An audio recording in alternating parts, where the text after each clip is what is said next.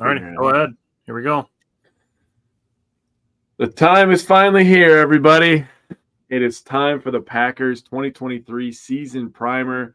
We have myself and Tyler, as always. Bryant joining us, giving us his free time. Thank you, Bryant.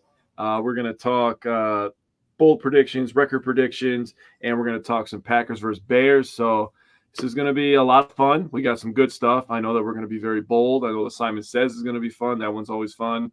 I'm very interested in the record predictions and the score predictions. I think those are probably my two. I think score predictions is my favorite one, to be honest with you, to see how close we can all get. We're all doing a little side pot this year that maybe I'll give an update on at mid-season. I'm thinking out loud. But, Bryant, did you watch that game last night? What'd you think, buddy? I did. I think the Detroit Lions got extremely lucky. Great for them. A win is a win, and if that was the Packers in that same situation, I'd be thrilled that we're 1-0. But I think they might be getting a false sense of confidence, superiority or something like here, because I mean Tony dropped a wide open pass that puts one of the best kickers in the league in game winning position. Not to mention all those other drops and stuff. So I thought we can't overlook the fact that. I'm talking about Detroit because they're in the North, and that's who we compete with. They only put up 14 points on offense. They didn't look, that great on offense, to be honest. I don't know what their goal is with. Sure, Montgomery had that touchdown and stuff, but Gibbs is clearly way more explosive than Montgomery. So I'm not sure why they're force feeding Montgomery the ball. But great win on them. We would all, if all of us won, if the Packers win on Sunday in the exact same fashion, we'd all be happy too. So good for them. Sucks for us a little bit because it's the North, but they got the win. They executed better than Kansas City, even if it wasn't by much, but they got the win. So good for them. So one of the things that Jake and I say all the time is we don't ask how, ask how many. So that's kind of how it would boil down to for me. So for me, I wanted to say something, and I told you guys this morning that I wanted to say that there's a saying out there that says, act like you've been there before. And you can 100% tell that Lions fans have never been here before with expectations, getting big road wins. I mean, you're going to have to deal with some adversity, right? Whether it be losing big games or winning big games and people talking about what ifs. Like the what if factor in sports is the biggest conversation that always happens, right? What if this happened? What if this happened? What if Kelsey had played, right? And to me, go ahead. Sorry. To me, Kelsey is the best non-quarterback in the league. I honestly, firmly believe that. Wide receiver, running back, like offensively, he's the best non-quarterback in the league. Dude, he's always open. Arguably, he always catches the ball. He always gets rack yards. He's a red zone monster. I mean, you can make the argument that he's the best non-quarterback offensive player. For sure, at the tight end position, he's on parallel right now. Him and McCaffrey, when healthy Christian McCaffrey's up there, those are the two people that come to mind first for me. And I would put probably Justin Jefferson in that conversation. Yeah. Maybe Justin Jefferson. That's a very good answer. But there's an argument to be made for all three, correct? So for me, without Kelsey and obviously without Chris Jones, that's a huge loss. Goff, he's been very good. I won't lie. He's been very good. That Detroit offensive line is no joke. That's why Montgomery going there is a great pick for them. That's why Gibbs getting him in open space, because they have one of the best OCs in football. Detroit does. Let's be honest. Ben Johnson's a pretty damn good OC. He's gonna if they have a good year, he will be a head coach next year. I can see that easily. And Goff, when pressured, still is one of the bottom three quarterbacks in the league if you look at his numbers last year. So without Chris Jones, without a guy like Travis Kelce, who I don't care who Gardner Johnson is, he's 5'9". He's not guarding Travis Kelce. Okay, just is what it is. Plus with the Andy Reid coaching that team, I mean, would have been a way different game. But like you said, good job by them. They're not the same old Lions, that's for sure. And the what if thing. Oh, sorry. I was gonna say, like, the what if thing always comes up to the point that Jake and I, when we're going to be at the Wisco Collect event at the end of October on October 28th, we're doing a bonus episode centered strictly around just what if questions. So I mean, it's always something that's going to be in the back of the mind, regardless of what happens in any sporting event. It'll be what if this happened. I just put out a video today of William Contreras' third strike called on him on Wednesday's game for the Brewers. If that call is changed, the Brewers have a pretty good chance to win that game, in my opinion. So, like, the what if questions are always going to be there, and the best thing we can do is to just acknowledge the possibilities. Yeah, and Kadarius Toney was a lion dressed in chief closing last night. Like, if it wasn't literally, if he's not on the field, they probably win that game. That was one of probably one of the worst performances I've seen by a wide receiver in a game. So yeah, that's tough. Pick. So today's show, we have Jake kind of teased it a little bit. We're going to start with bowl predictions. Then we're going to do our record predictions for the 2023 season as a whole. Then we're going to do our Bears-Packers preview, which is going to be us discussing the aspects of the game that we are going to be watching all season. I have all of Simon's notes because he can't be with us tonight. He is doing military moose riding in Alaska. So he won't be here for a handful of shows, but his voice will still be heard. So I have all of Simon's notes. But for the aspects of the game this year, we each have 4 that we're going to watch individually. So there's going to be 16 different game aspects coming every week. And then all 4 of us collectively are going to watch Jordan Love's development. So with Packers Bears, there not being any sample size because it's the first game of the season, we're going to be talking about what we're going to look for in this game. And that's going to be our preview. And then we got some matchups, some X factors, some keys, and some score predictions. And then we do Simon Says, as we call them. Simon gets his own segment and gives us a thumbs up or thumbs down on some bold predictions for each game. So that's how we'll wrap up the show. But we're going to start with bold predictions. Just get it started off a little bit spicy. So does anybody want to volunteer to go first? I'll go first. I wanted you first. Do you want me to do all 3 or just the first one? Yeah, one at a time. Yeah. Okay. So, and I had to get a shot in at the Bears because we're playing them first. So this one's pretty bold. The best passing season in Chicago Bears history was by Eric Kramer, totaling 3,838 yards and 29 touchdowns. Jordan Love will match or surpass those numbers, making him a better quarterback than anyone in Bears history.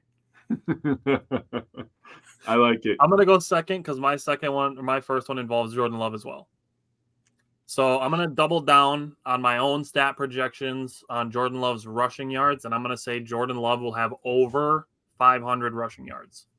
Whoa, that's a good one. I like it. I projected him for 450, so my bold is over 500. Oh, dude, that was good. I'm just gonna get my Jordan Love. I knew we were all gonna have a Jordan Love. We have to, right? Yeah. Simon has one too.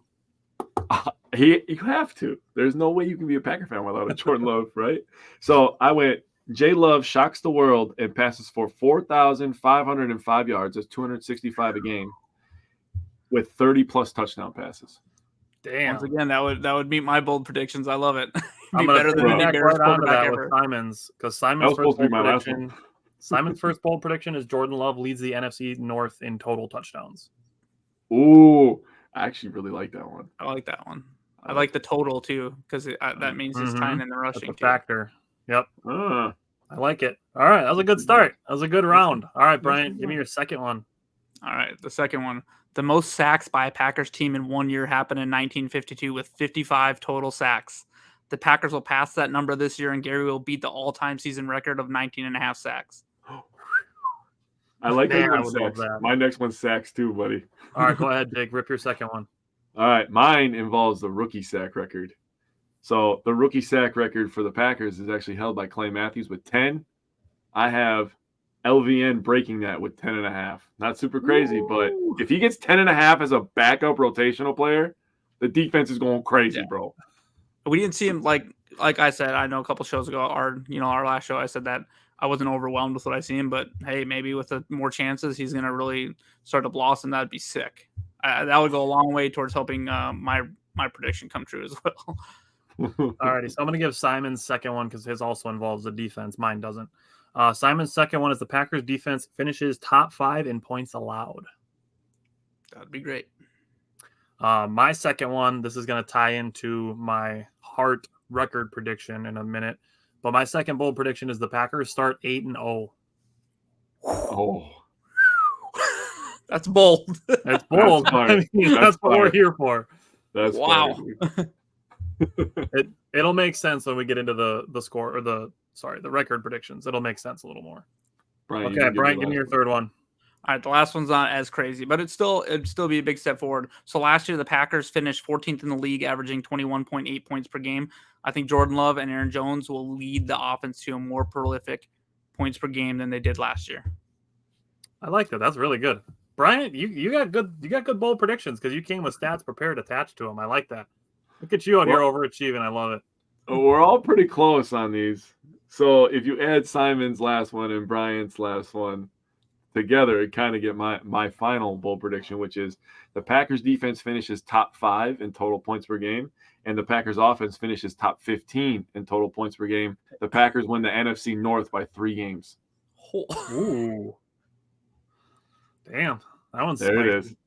There it is. So Simon's last one, kind of on the same wavelength as Bryant's, maybe not super bold, but his last one is that the Packers trade Josh Nijman. That's probably happening after comments that I saw from. Yeah. My last one is pretty bold, but I'll say the week 1 injury report helps it a little bit. My last one is that Romeo Doubs finishes 3rd in receptions in the NFC North behind Justin Jefferson and Amon-Ra St. Brown. I can see that. I can. That would make sense. That's because most of the targets to DJ Moore will be over his head. So, or at his feet. One of the two. I was thinking it. I wasn't going to say it. I was thinking it though. DJ Moore will have 100 receptions with 55 yards 55 yards through the air. Josh said we drafted the wrong Brown. Yeah, but I mean, the Bears were super excited that they stole him from us for they were, because he beat Jair on one route. Yeah, and Justin Fields broke that play down. It's like, all right, break the plays down there where you threw interception, dummy. All right, let's do some record predictions. So I'm going to give Simon's first, and we can just hop them out. Simon's record predictions. Let's do the head first. So this year we're doing for our record predictions, we're going to do a head and heart record prediction to match how we do our score predictions. The head being the more analytical score or record prediction. I keep getting score and record messed up.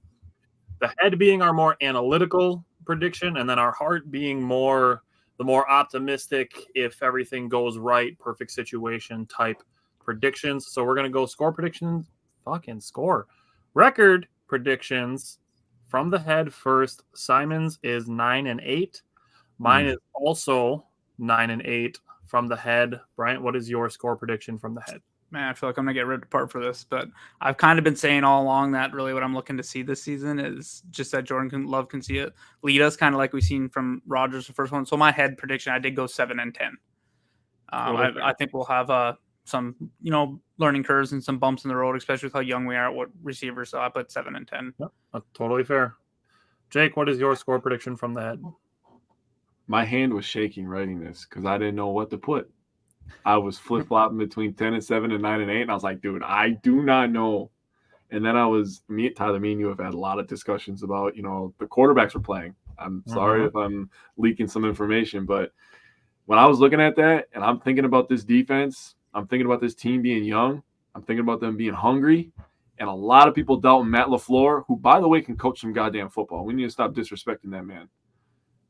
I went with 10-7. I have the Packers 10-7 from the head. There's no way with this quarterback lineup. We faced like 3 good quarterbacks all year. Yeah, you're not wrong. The thing, so I'm gonna give Simon's heart is 10-7 from the heart. So mine is 11-6. Now from the heart, this is where my bold prediction of starting 8-0 comes in. Jake, you mentioned the quarterbacks that we face. I also looked at home away. So looking at the home games, like I do think the Packers have an advantage at home. I don't think it's bold to say that Lambeau Field presents a home field advantage. And then just looking at the opponents. But I will say with this 11-6, my heart projection starts with 8-0. But in both my head and my heart projections, I have a 5-game losing streak from weeks 10 through 14. That's where the Packers play some really tough teams. They play at Pittsburgh. They play the Chargers. They play at Minnesota. There's a bunch of tough games in that stretch. So and they play the Chiefs in that stretch. So either way, I do see the Packers having a 5-game losing streak at some point in this season. And because I'm projecting that, Like, I'm not going to freak out when it happens. It doesn't have to be like, oh my God, Jordan Love's not the guy because we lost 5 straight games. We lost 5 straight games last year and we're 1 game away from the playoffs.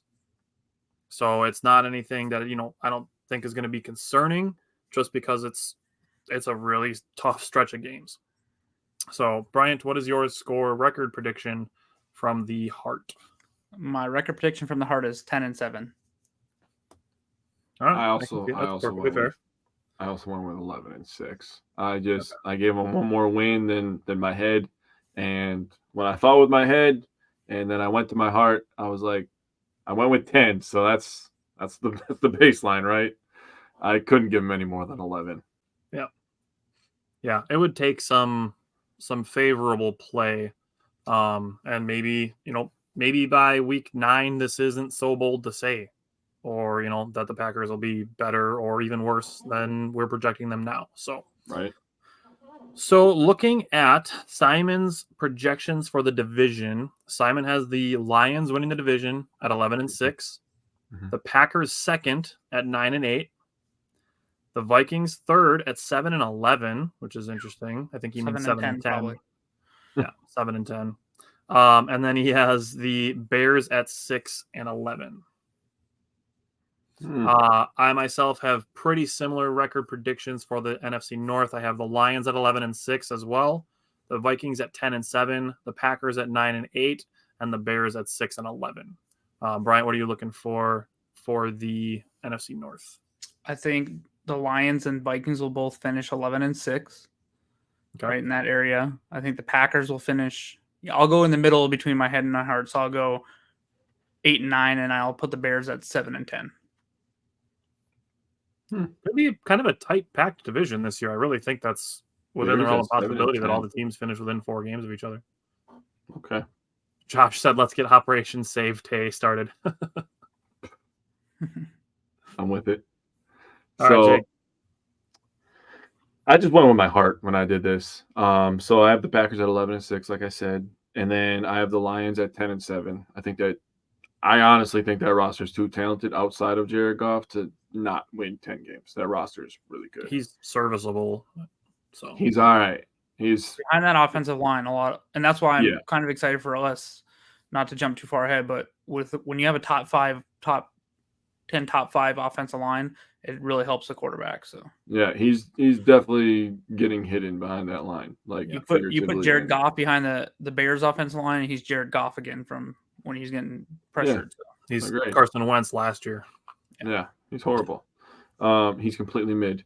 So I have the Lions. They're going to be a wild card team at 10-7. And then I have the Vikings just missing the playoffs at 9-8. So the top 3 all within 2 games of each other right there. And then I have the Bears at 5-12. And they're going to realize that Justin Fields, even though you got him a number 1 wide receiver, is just not a quarterback. So that's a perfect way to transition into our preview, because I am rooting for Justin Fields to be just good enough for the Bears to make a long-term commitment. Give him a Joe Burrow contract, huh? Dude, give him 5 years, $250 for him to rush for 1,000 yards every year, but also throw for only 2,500 yards and have 20 touchdowns and 12 interceptions every year. If you would have said rush and pass for 1,000 yards, I would have lost it right there, dude. Bryant, I still remember like a month and a half ago when you brought up the fact that Trevor Lawrence did more in the air last year than Justin Fields has in 2 years. Yep. I didn't look that up. I just knew it. Like, it had and then you did look it up, and he was like past it by like 1 yard and 1 touchdown. Yeah. Obviously, Trevor Lawrence doesn't offer the rushing baseline that Justin Fields does, but I mean, at some point he has to take a step forward as a passer. But so I will say, and this is tough because he's a Chicago Bear and he's a Chicago player, I do really like Justin Fields the person. Yeah. Like everything not related to him wearing a blue and orange jersey, like Justin Fields is actually a very, very good person, and I do appreciate that. So we're going into the Packers-Bears preview. Now we are going to all talk about Jordan Love's development. That's going to how we bridge our recaps to our previews. We're going to be looking for Jordan Love to be better than he was the previous week. Is basically the bottom line. of what we're going to be looking for. We'll talk about what that means, whether it be footwork, timing, decision-making, performance, any of those things that can all come up in the development of Jordan Love. But then looking at Simon's aspects, Simon's going to be looking at the tackling, the secondary, and the offensive and defensive lines. So Simon, from the secondary, he's going to be looking for sustaining long drives with the – no, that's sorry. That's for his that's his key to the game. I almost gave that away. Almost spoiled that. So those are the things that Simon's going to be looking for. He's going to be looking for the Packers in the trenches on both sides of the ball. In days that Simon isn't going to be able to make shows, Jake is going to discuss the defensive line, Simon the offensive line, and then I will talk about secondary and tackling. My four aspects I will be watching are the rookie tight ends. So I'm going to be watching their route running, their blocking, their performance. I had the lowest projection for Musgrave. Just the NFL rookie tight end just not being, a big number position usually. So we'll see if maybe Luke Musgrave can be an outlier to that that history of the NFL where just rookies don't usually put up big numbers as tight ends.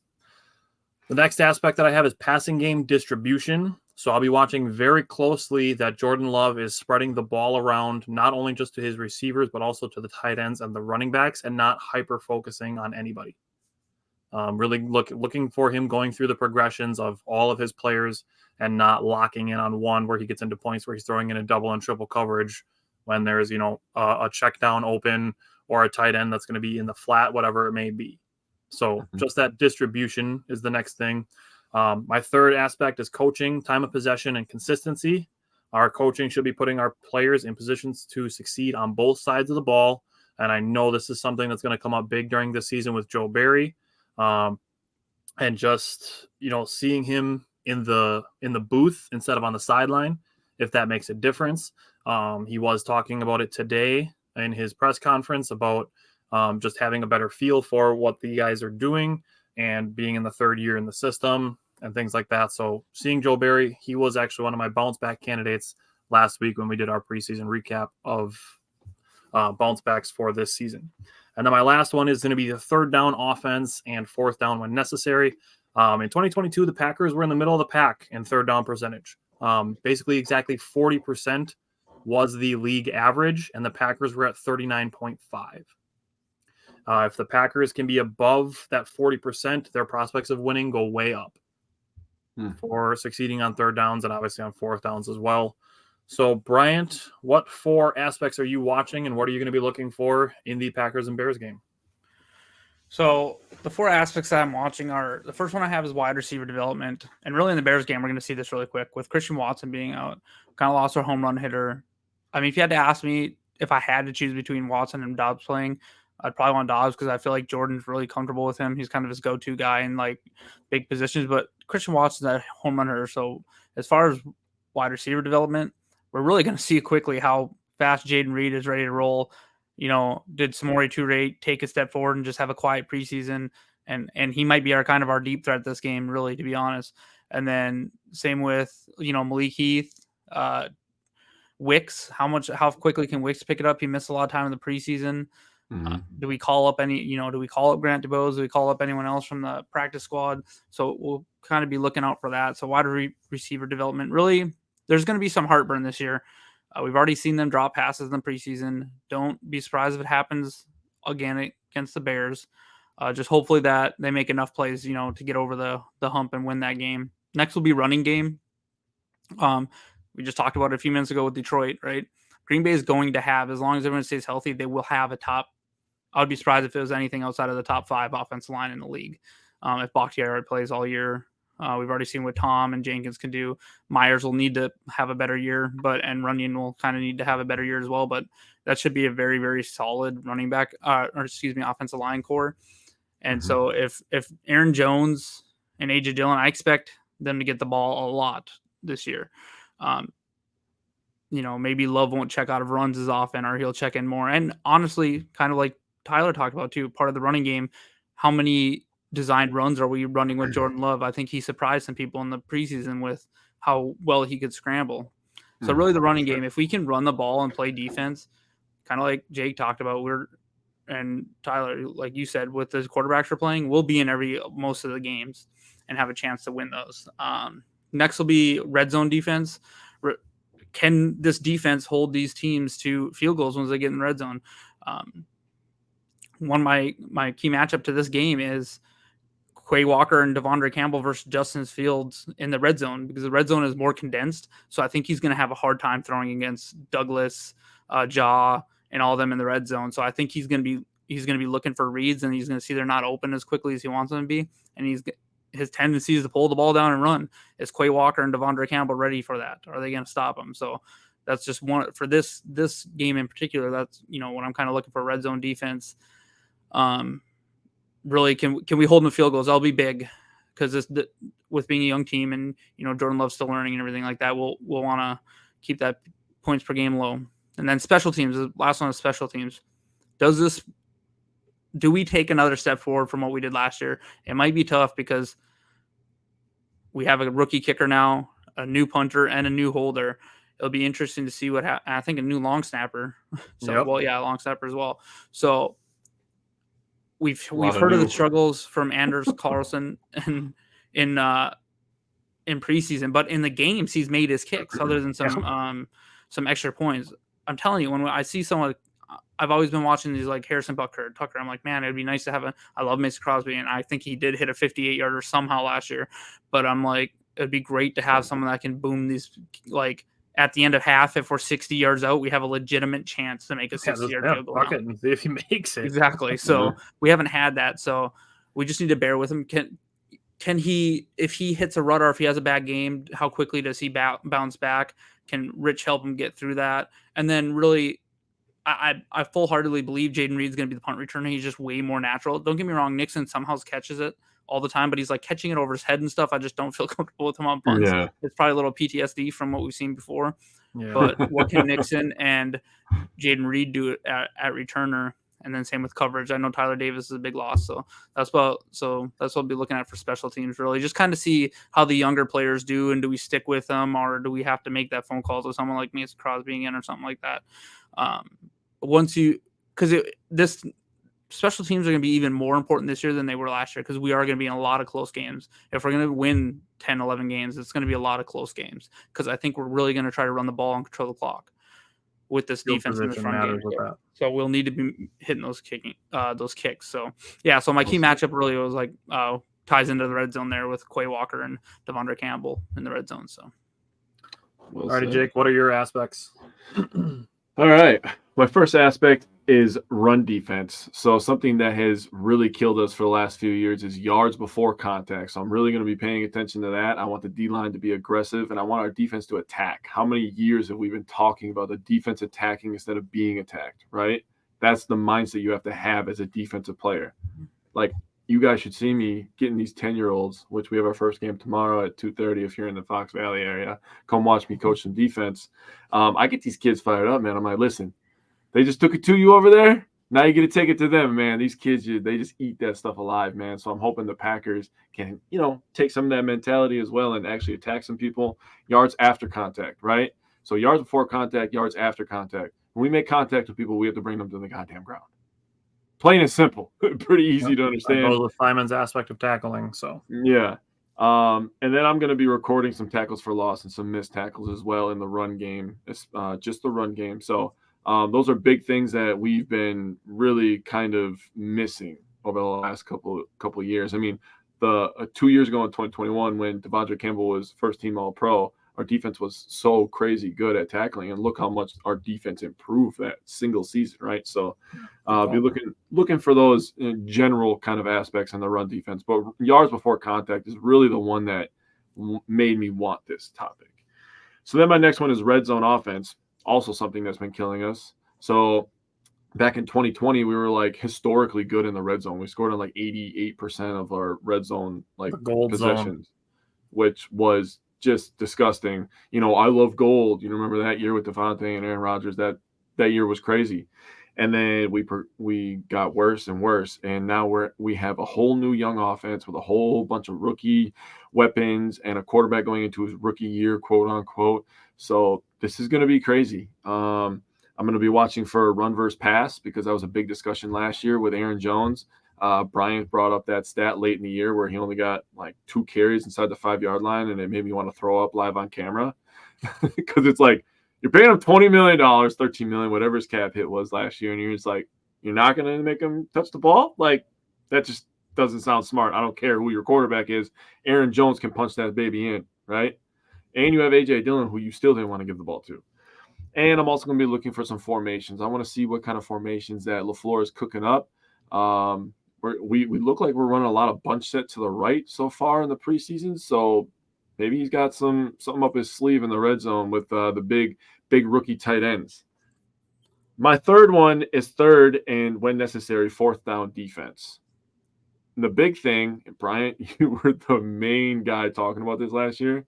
I want to see how aggressive they are on third and shorts, third and mediums, third and long. I don't care if it's third and 13. I do not want my goddamn corners 9 yards off. I'm sorry. I don't.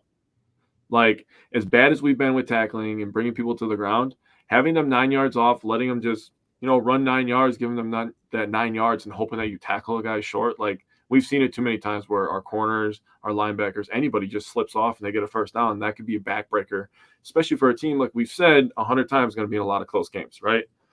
And then are you give them an easy fourth down conversion? Right. Like, more likely to go for it if it's 4th and 1 than if it's 4th and 5. If you're in no man's land and you're at a 4th and 2, what are you going to do? You're going to go for it, right? So, or 4th and 25 if you're the Chiefs. And then I'm going to be looking at pass rush. So I'm going to be looking at pressures and sacks and, maybe collapsing the pocket a little bit, making the quarterback move, which this first week, I don't know how I'm going to be able to grade that because Justin Fields looks at his first read. Oh, that's not there. I guess I'm just going to run. So it's going to be tough for me to grade pass rush this first week because he literally just gives up after the first read. But Larry McCarron called him the chief scrambler. Called him the scrambler in chief.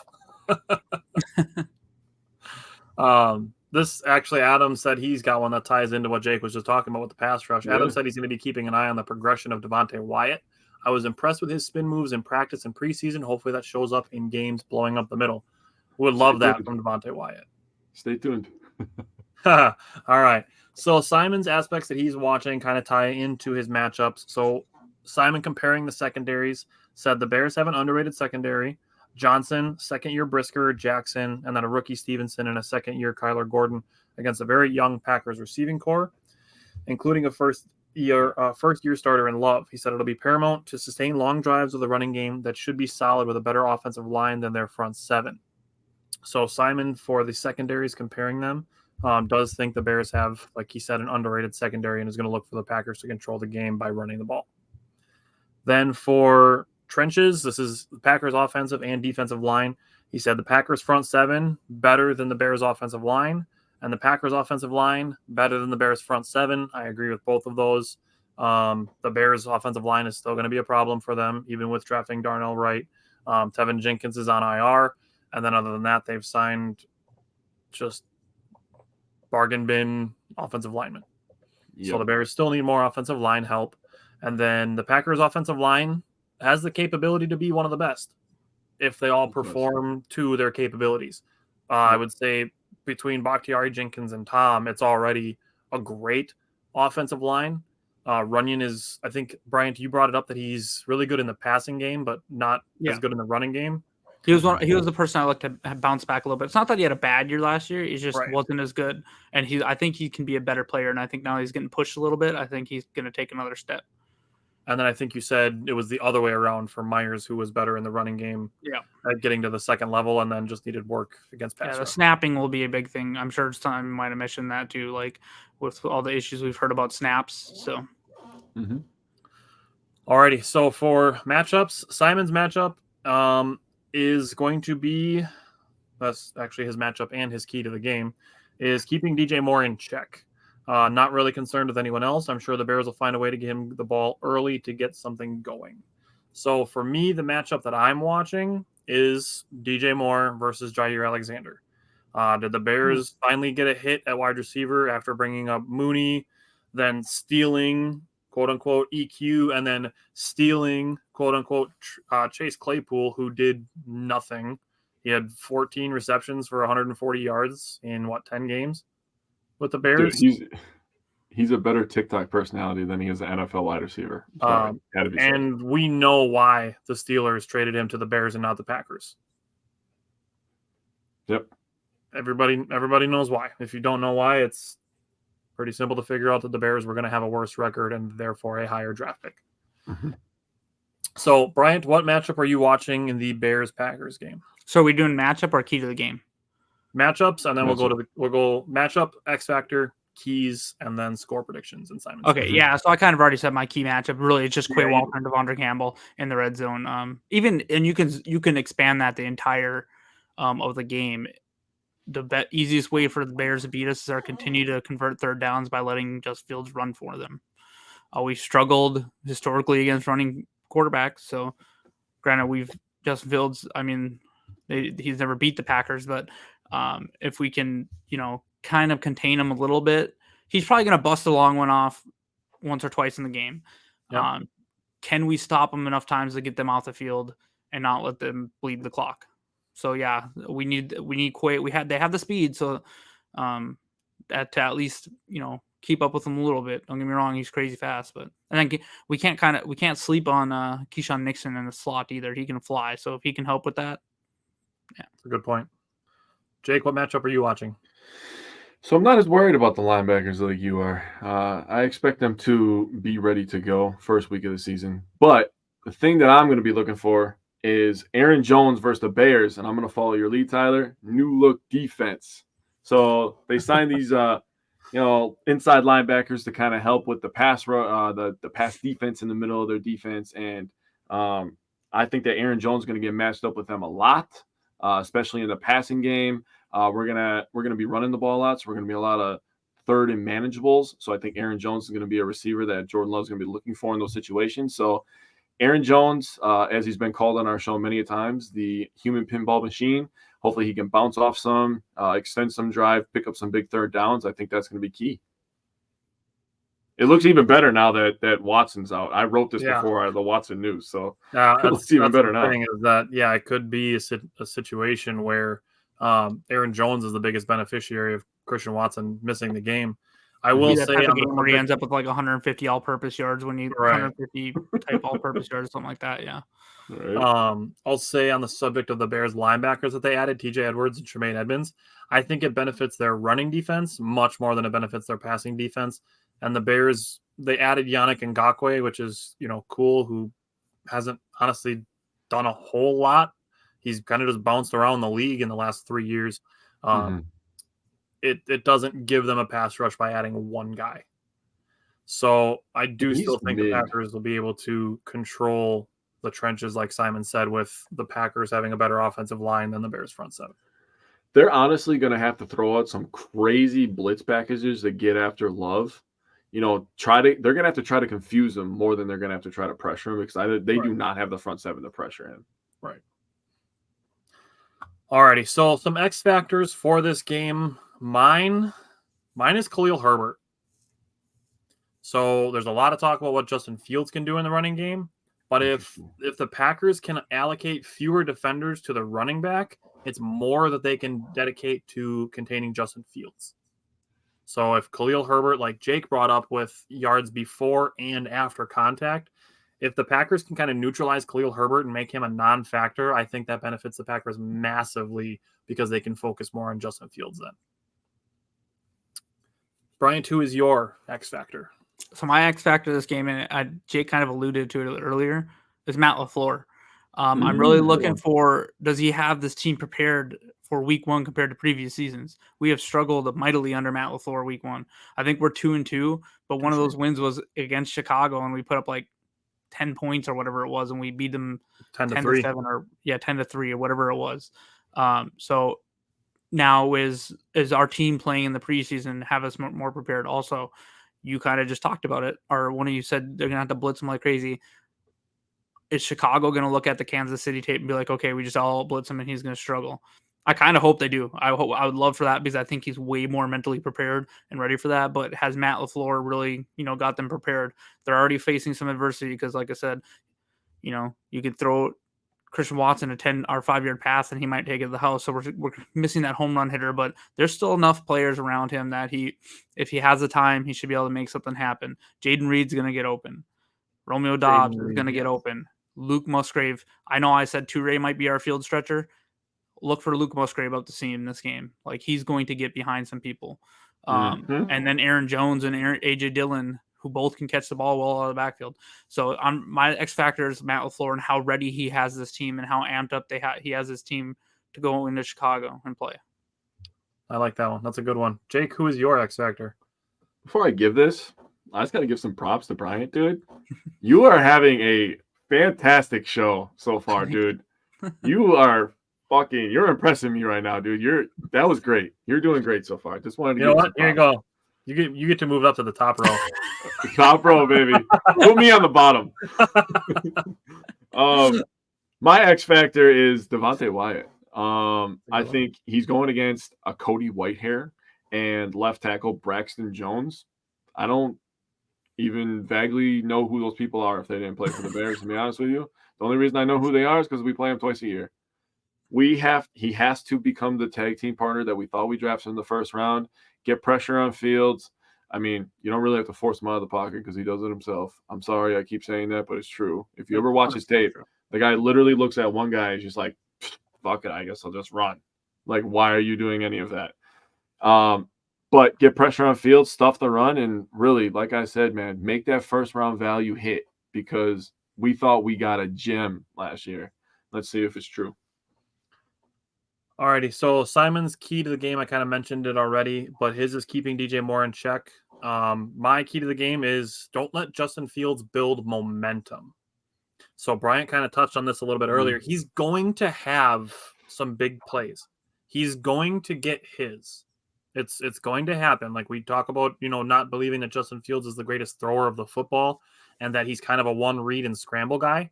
But the bottom line is he's still a great athlete. Yes. There's no denying that as Packers fans that he's not a great athlete because he is. He obviously rushed for 1,150 yards last year. It wasn't an accident that happened. Yeah, like a 55-yard touchdown run against us. Right. Yeah. So Justin Fields, he's going to have big plays. It's just keeping them isolated and not allowing them to stack up is what I am going to be looking for with that. So my key to the game is keeping Justin Fields from building momentum. So, Bryant, what is your key to the game? So my key to the game, both these teams are young, right? There's going to be some turnovers. So I put win the turnover battle and score off of those turnovers. Even if Jordan Love throws an interception, we fumble, but they score 0 points off it, but they throw an interception, we score 7 points off it, we win. My big thing is not win the game necessarily, but win that turnover battle. So not necessarily the number of turnovers, but points off of turnovers. I think there's probably going to see 1 or 2 from each side. Win those and score off of those. So win points off turnovers. I like that. That's a good one. All right, Jake, what's your key to the game? I feel like you were looking at the bottom third of my notebook when you were reading yours because mine says Packers pass rush contains Justin Fields. He's going to get a big run or two. That is just plain and simple what's going to happen. It's like when you're playing a great scorer in the NBA, right? You let that guy go crazy, like when LeBron was in Cleveland the first time. LeBron's getting his. He's scoring 30. I guarantee that. You lock everybody else down because then you have a chance. Or when Kobe was all alone in LA, Kobe's getting his. He's the best player on this court right now. You don't let anybody else go crazy. Justin Fields, still probably the most talented, I would say, even though DJ Moore's a very good player. I would say overall talent athletically is probably the most athletic guy in the offense. Yeah, that's definitely for sure. You have to contain it. He's gonna get a big run or two, but good God, do not let him beat us with his arm. That would be embarrassing. I won't lie. Yeah. And one way to do that would be playing 10 yards off him, let him do those little pitch and completions. For real, man. Like let him get into a rhythm, throwing the ball 5 yards just to DJ Moore. And DJ Moore's a rack monster too, so that's gonna be really key. Forgot to bring that up too. Get up in their faces. Yeah. Joe Barry X Factor. Yeah, I mean that's a good choice I too. was just gonna bring it up. Man, Greg, if you would have been here 10 minutes ago, you would have heard everything you're saying. Greg said, I'm looking forward to DJ Moore versus Jair Alexander. That should be great. That was my matchup that I'm watching. And then you brought up sleeping on Khalil Herbert. He was my X factor. So Not sleeping on nothing, Greg. You're just late to the show. Yeah, maybe you're sleeping, Greg. What do you think about that? All right, so we're gonna do score predictions before we do our Simon Says, just because they kind of tie in. So that's why I wanted to do them after. So we want to bring up the scores first. So Simon's score prediction from the head is 28-23. Mine is pretty similar, similarly close game. Greg, work isn't an excuse. We're clearly more important. It's clearly more important to watch a Green Bay Packers Wisconsin sports show than it is to be a Lions fan at work. Yeah, man. Priorities, man. Screw your Bills, dude. I'm just kidding. Greg, despite being a rival fan, has been very kind-worded about our show, so I can't give him too much shit, but I will give him some. Nah, Greg's good shit, dude. So Simon has the Packers winning by 5 in his head prediction. I have the Packers winning by 4. I have a 24-20 score prediction from the head. Bryant, what is your score prediction from the head? So Watson being out did skew this a little bit for me, and I was going back and forth. I think it's going to be crazy close. I have the Packers winning, squeaking out 21-20 is what I put it. Oh, wow. I didn't tweak my score predictions at all. I didn't either. Mine were close no matter what. So I was like hella confident, apparently, because I was watching highlight reels of Aaron Jones. I'm not going to lie to you. I was watching him dice some people up, man, break some tackles. Hey, look at Jacob, bro. Yep, Jacob's stick together, baby. I have 28-17 from the head. All right. So Simon's score prediction from the heart. You guys are going to like this. 34-17 Packers. That'd be so amazing. That would be just incredible. Jacob just said Packers win by 14. My score prediction from the heart is 27-13. So Packers by 14. He said the defense shuts down Justin Fields. I think that's within the realm of possibility. I do still think with the weapons that the Packers have outside of Christian Watson that they are capable of scoring 27 points. I don't think that's a bold thing to say. I think the Packers are more than capable of scoring 27 points without Christian Watson. Mm-hmm. So, Bryant, what is your score prediction from the heart? Well, talking about 27 points, my heart one is 27-17. Nice. We're all very close on these. All right. From the heart, I went 30-10. We're going to stomp these boys out. Stomp these boys out. National media is going to be talking about Jay Love, the next great Packers quarterback. I'm here for it. So this week we don't have a Simon Says. Well, we have Simon Says, but we don't have Simon himself. So I am going to give the thumbs up and down on Jake and Bryant, and then we can just do it where the other two give their thumbs up or thumbs down to the bold predictions of the other one. But do you guys want to go first, or who wants to go first? You go first. How about you go first? Yeah, you go first. Right, I'll go first. My offensive Simon Says is Jordan Love 3 touchdowns. All right. Very possible. Thumbs up. Very I like possible. All right, Bryant, rip it. So mine's close to that.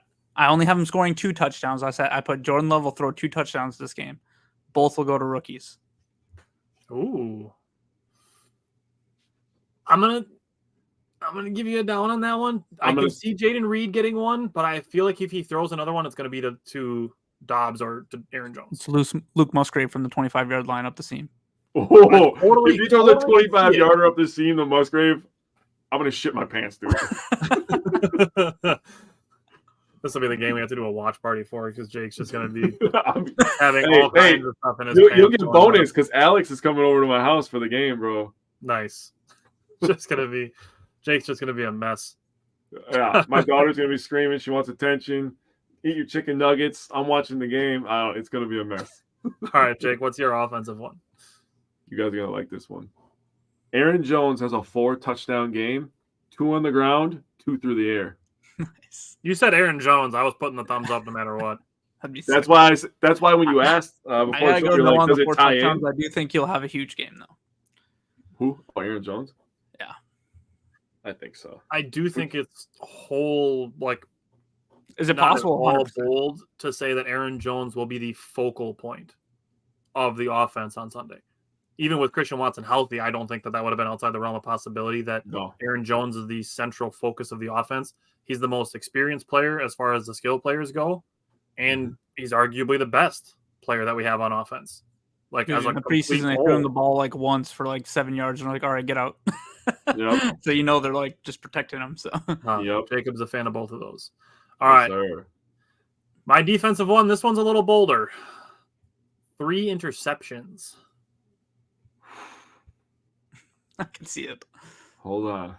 I can see it. What see do it. you think it happens? I don't think it happens, but I could see it. Yeah. I'm gonna have to say no. It depends if we open up a big score on them. If Justin Fields has to, okay, I'll caveat. If Justin Fields throws the ball more than 35 times, we'll have 3 interceptions. Oh, dude, we'll have 5 interceptions. What are you talking about? All right, Brian, what's your defensive? Simon says. My defense assignment says is Jair Alexander will have an interception and a sack. Ooh. I went Jair as well, bro. So I'm gonna say yes because you get part of mine. Jacob said Rasul 1, Jair 2. So I mean he's in favor of my Jair 3 interceptions. So bro, all right, Jake.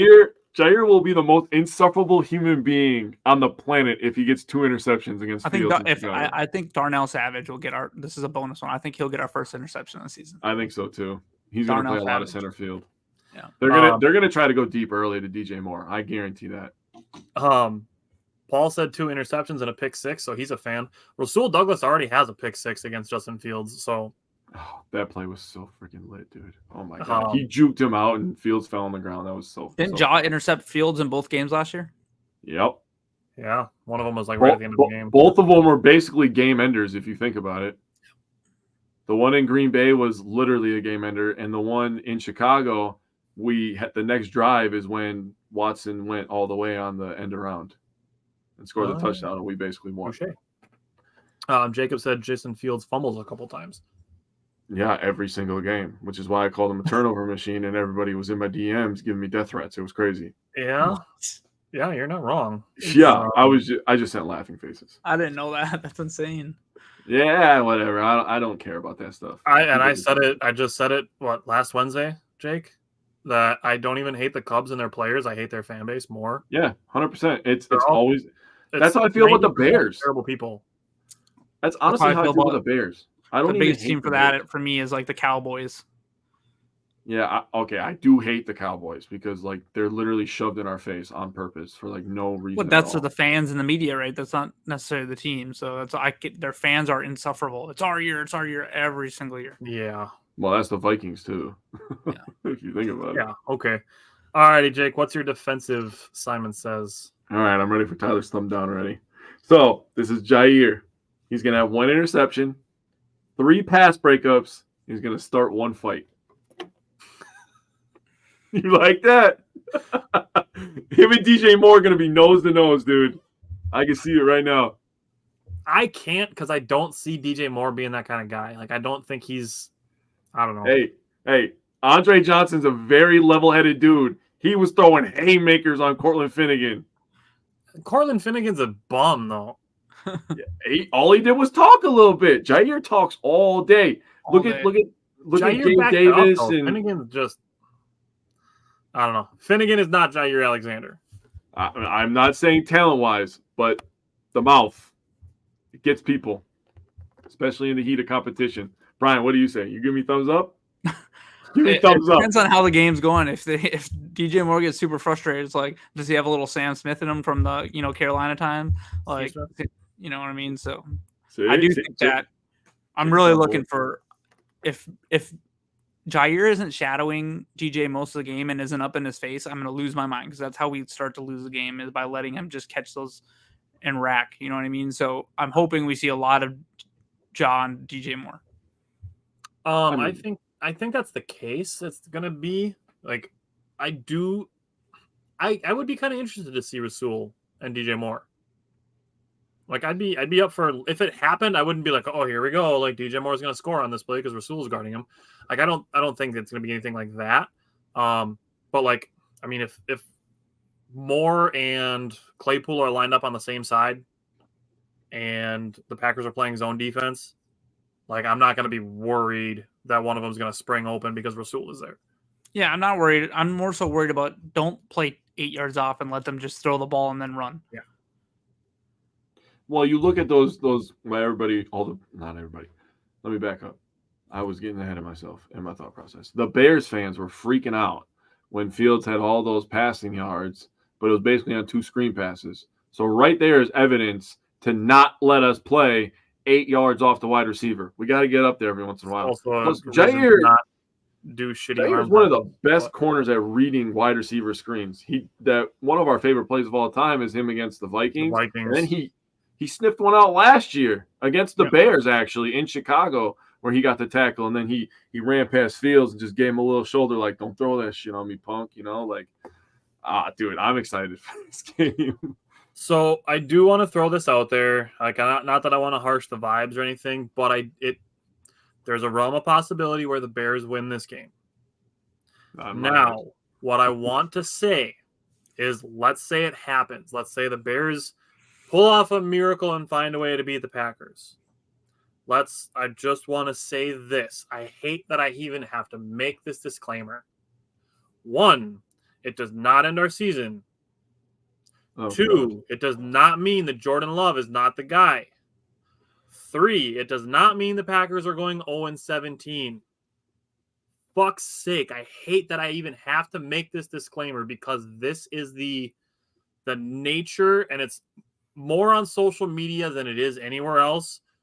But recency bias is such a disgustingly ugly monster that I am making this disclaimer.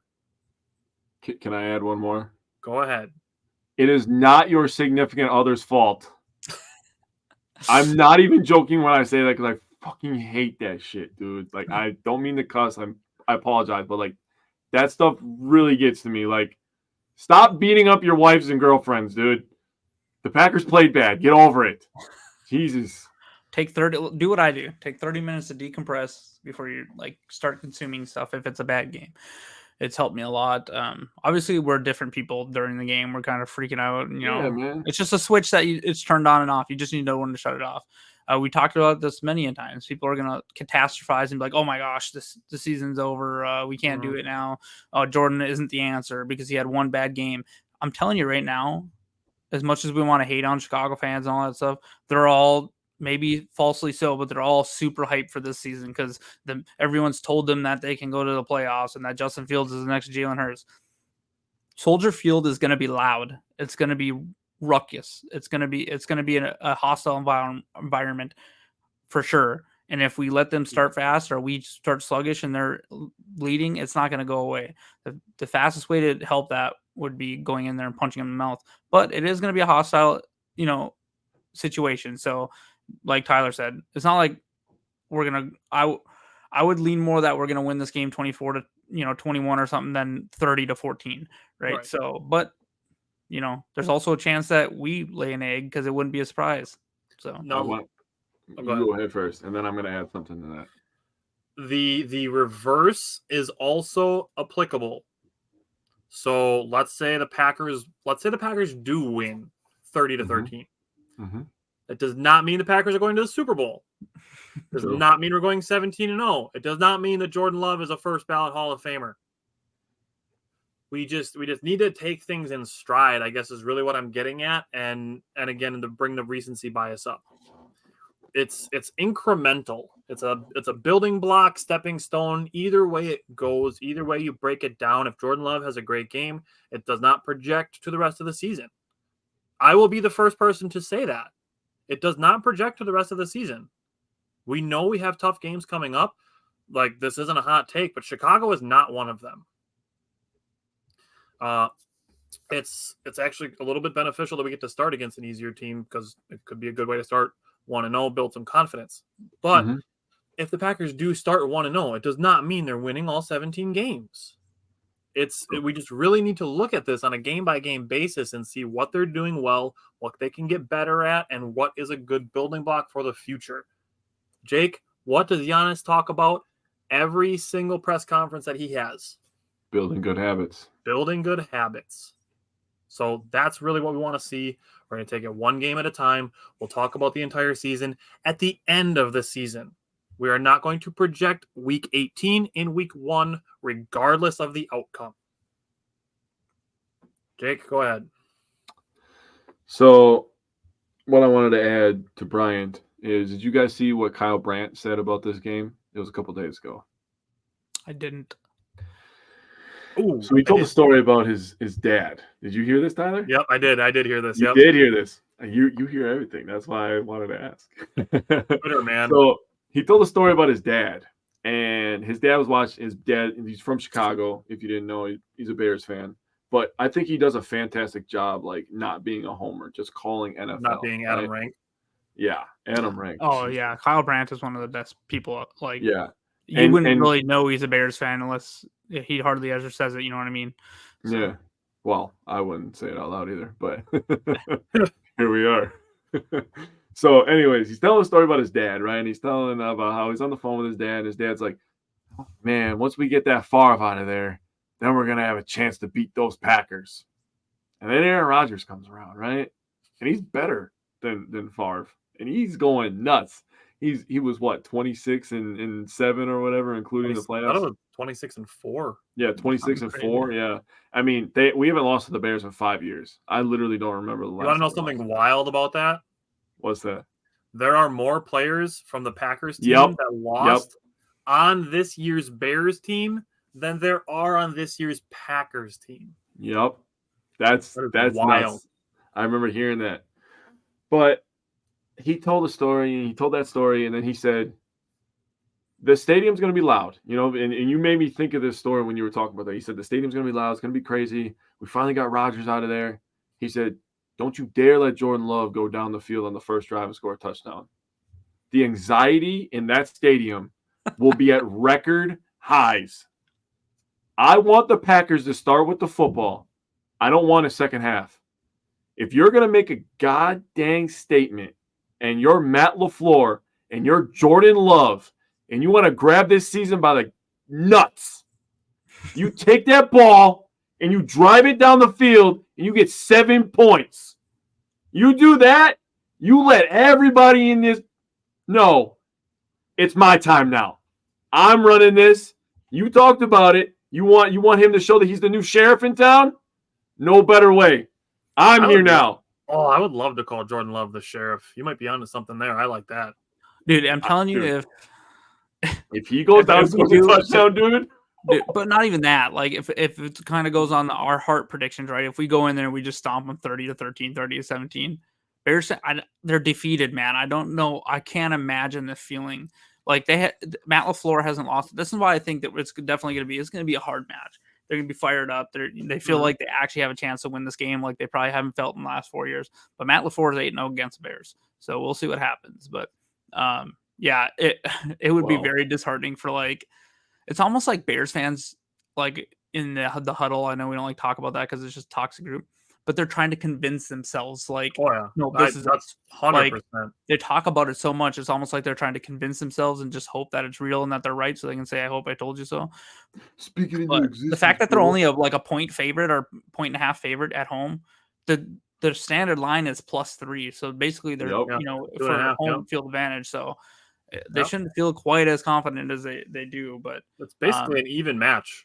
Yeah. So if we go in there and win that game and we do it like handedly, some of those fans are gonna. And you know what the thing is that if the Packers do win this game, there's a long wait before the Bears get the chance to even get even. Yep, a lot of things are gonna change. Season. A lot of things change between week 1 and week 18, bro. Yeah.